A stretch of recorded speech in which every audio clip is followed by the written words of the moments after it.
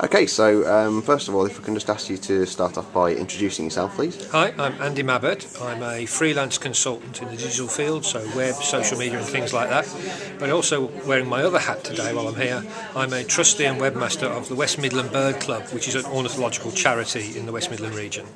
Okay, and what made you decide to come to this workshop today, and what do you think you've got out of it so far? Primarily, the West Midland Bird Club has a history of publishing books and reports going back to the 1930s, many of which are obviously very hard to get nowadays. We have archival copies of them, and we'd like to get more of them onto the web and available to people to read on their various devices.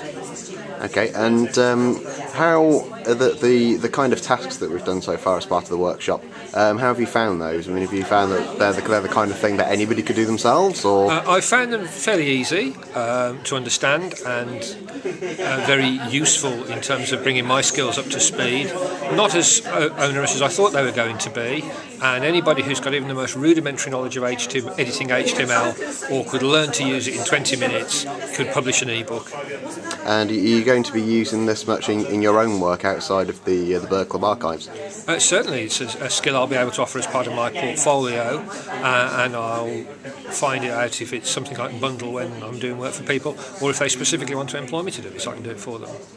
And I guess, I mean, lots of people are using social media as a form of digital publishing now, so whether it's sort of writing blog posts or using Twitter and Facebook to communicate with people, and ebooks is another strand of that, I guess, as well, or are another strand of that, I guess.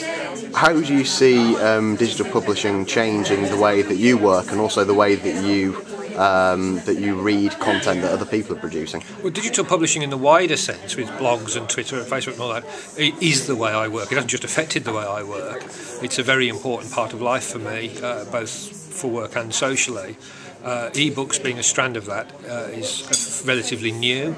I think it's still at the Sony Betamax versus VHS stage, in that there are competing formats, and it will take a little while for the best or the most popular, not necessarily the same thing, to bubble to the top, and for the number of standards that are on offer to reduce, in order that people have less confusion when making a choice. I'll be interested to see how that pans out in future. Okay, great. Thanks very much for your time, Andy. That's my pleasure.